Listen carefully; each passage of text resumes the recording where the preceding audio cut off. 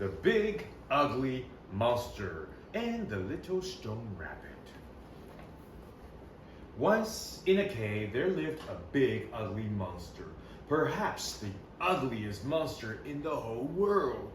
This is the cave, and in this picture the monster is just about to come out, so be careful when you turn the page. Dun, dun, dun. Ah! Ew! And there he is, pretty ugly, eh? Just look at those nostril hairs. Of course, this is only a picture, so you're not getting the whole effect. You're not getting the ugliness at full strength. It was pretty powerful. He was so ugly that all the animals and birds ran and flew away as soon as they saw him.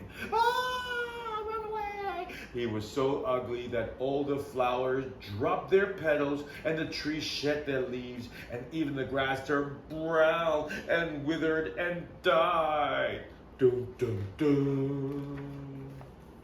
He was so ugly that if you look up at the blue sky on a sunny day, it would most likely turn gray and pour with rain or even snow. Oh. He was so ugly that if you stepped into a pond for a swim, it would instantly dry up with a hiss of steam. That's how ugly he was. All around the monster's cave there was not a single living thing. It was such a sad and desolate place. And do you know, the monster was sad and desolate too. For though he was horrible and ugly on the outside, he wasn't on the inside. On the inside, he was lonely. He just wanted someone to talk to. But there was no one. And so he talked to the rocks. Then one day, he had an idea. He began to make some stone animals from the rocks. He made a fox and a badger and a deer and a bear and a tortoise and a rabbit. They weren't very good, at least.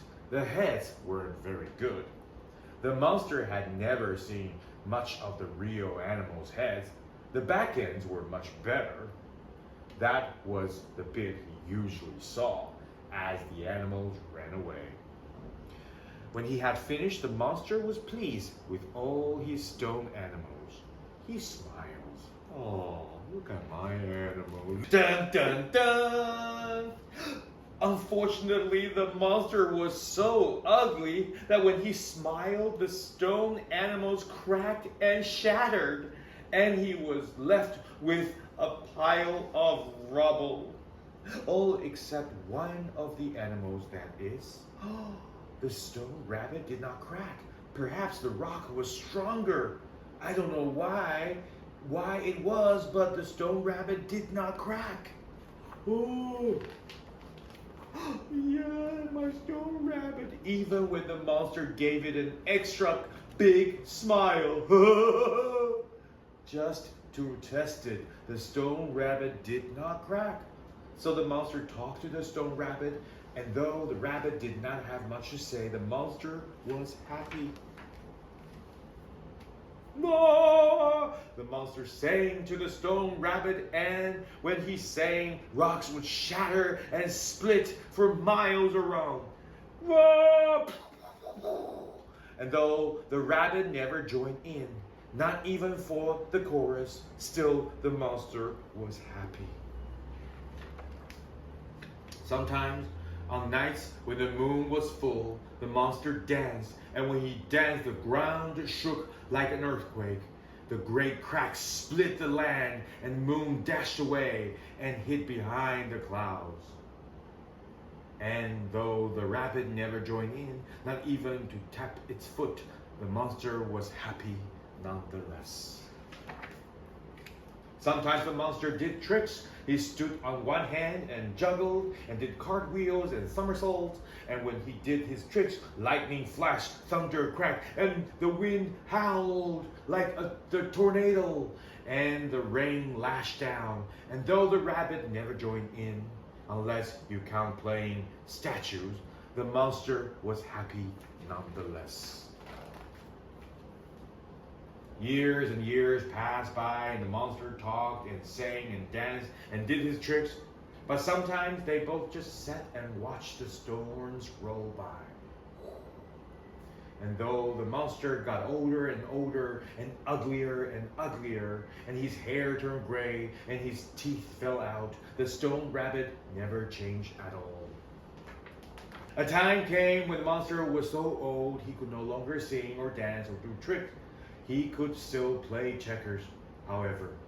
And though the stone rabbit was a poor player, even when the monster suggested some very clever moves, he was happy nonetheless. But one day, the monster never came out of his cave, and the stone rabbit sat alone. That very day, the sun came out, and green grass began to grow. Soon the flowers bloomed, and vines scrambled over rocks and hung down over the mouth of the cave.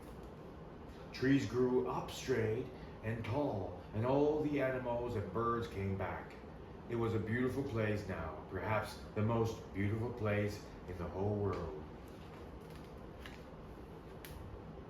People would go there for picnics and admire the views, and though they never took much notice of the stone rabbit, they sometimes wondered how it had got there.